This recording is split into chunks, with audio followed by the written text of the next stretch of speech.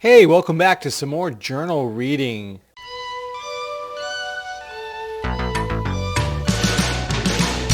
It's been a couple days. I took a break from reading and vlogging because I started to work out again. You know, when I started this channel, the first entries uh, were included a lot of my working out. I started working out as a 15-year-old with a little home weightlifting rig down in the basement. And reading about that entry after entry, lifted today, stretched today, lifted today, stretched today. I mean, it got me re-inspired. I haven't been in the gym for 2 years. I was busy romancing my wife and having two children. And this just goes to show one of the benefits of journal reading is you can get inspired by good things you were doing in the past and pick up good habits again. I did, and the muscles coming back. It's sore. Ooh. Yeah, anyway, we're going to start doing something special. We're going to start including letters because I've got a good letter here, and I think it should be included. I mean, it's no real, letter writing is the close cousin of journaling, and I think the only thing really different about it is you have a dear somebody at the beginning. So let's dive in. We're going to read a normal entry, and then we're going to read a letter to my mom. It's sweet. Here we go. January 24th, 1981.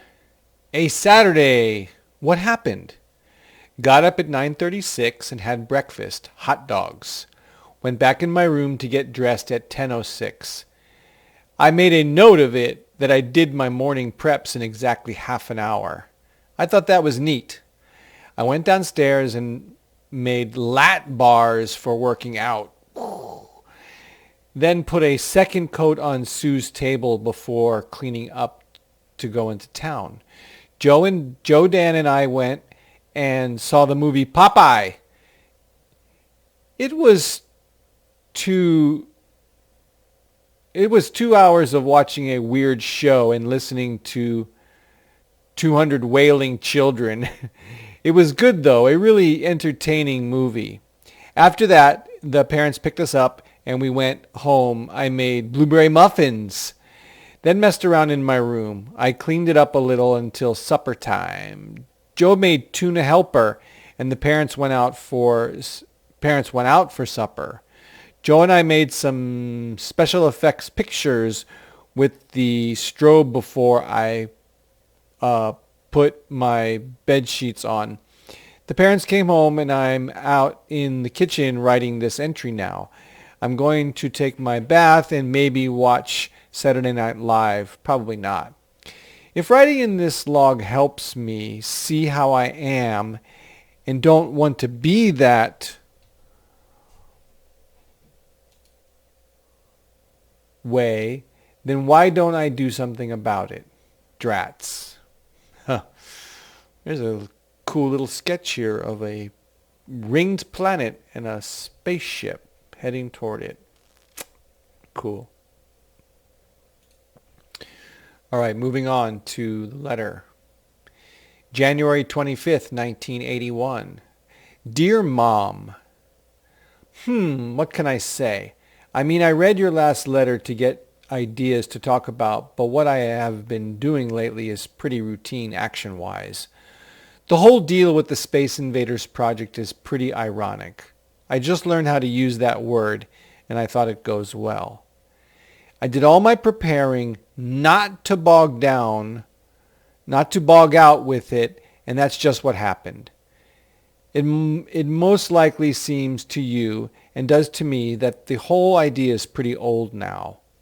That's what I feel, because it's old with us, but then there's this nagging feeling still there, because everybody here in New York is just learning about them and are really getting into Space Invaders.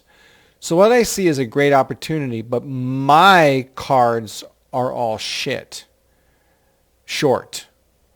I had to mention that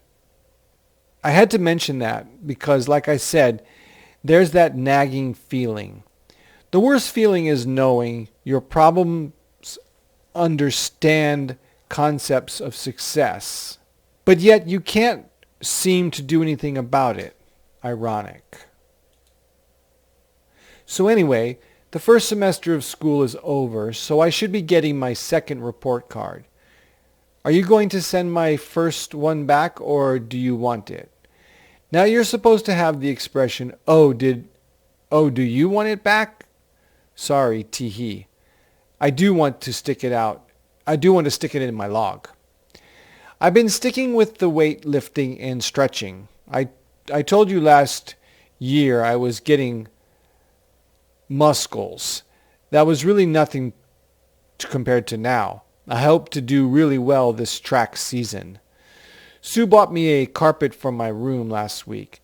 Now it's really looking sharp. It cost me an arm and a leg, though.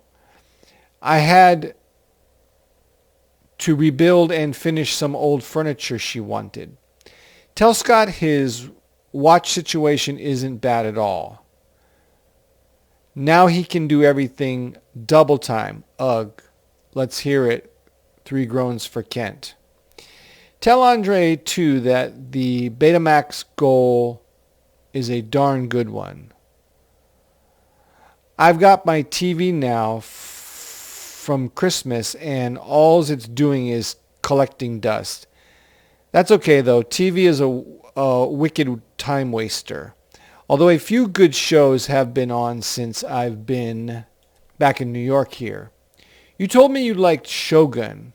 I didn't miss a minute of that. Did you check out that show Cosmos? Mentioning that now gets me wanting to tell you about something that's been going on lately. It's extremely complicated, and trying to tell you about it will give me a heart attack. Briefly, watching that series and buying the book sparked an interest in me that found its way to something else that I get involved in.